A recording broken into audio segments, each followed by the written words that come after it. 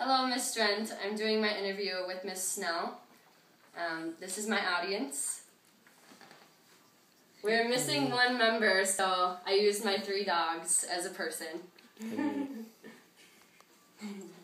And I'll begin my speech now.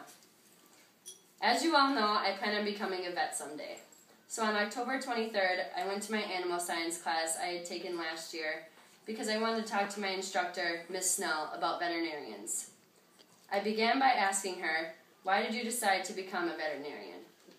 She said, ever since she was little, she always had a passion for animals and helping them. She grew up with a lot of animals running around and wondered what could be better than to care for them.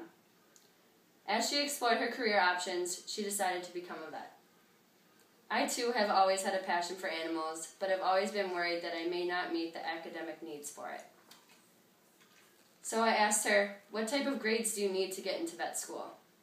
She said, vet school is harder to get into than medical school because there aren't very many schools out there that offer veterinary science programs. So your grades need to be pretty competitive. However, she said I don't have to be a straight A student, but they do focus mainly on biology, science, and math.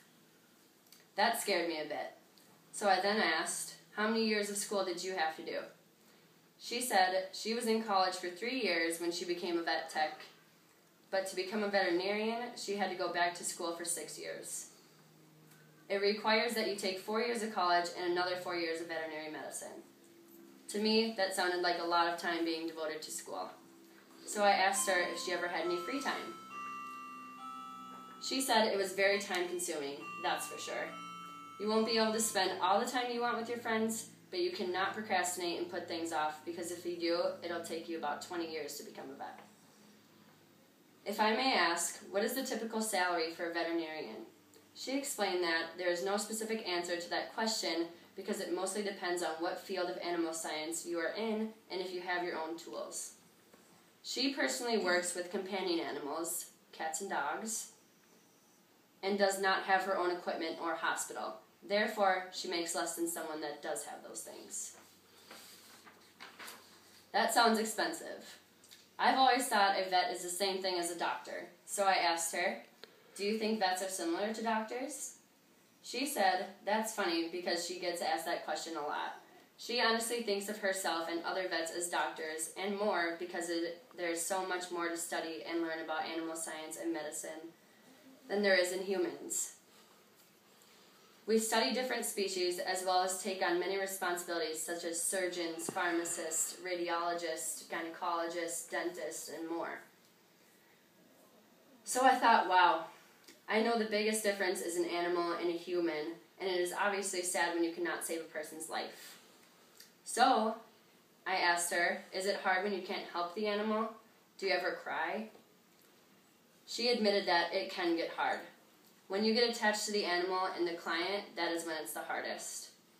She has cried many times, but she said she always keeps her guard up in front of her client. She never breaks down in front of them because as a vet, you need to keep telling yourself that this is the better for the animal, and you are not there to be mean, you are just there to help. I agree that it seems like it would be difficult in the start. So I wondered, do you think you've changed since you first started? She said, definitely.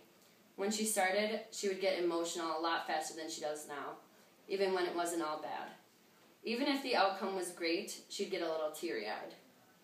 But trust me, she said, you get stronger the more you do it. She wouldn't trade her job for the world.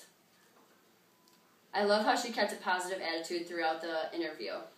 After meeting with Miss Snell, I feel I have a lot more knowledge on what it takes to become a vet. I strongly believe this is the career for me, and I am appreciative that I have someone to talk to about my goals and dreams. I'm satisfied with the advice she gave me, and she made a huge impact on my interest in veterinary medicine. Thank you all for listening to my speech, and have a great night. Yay!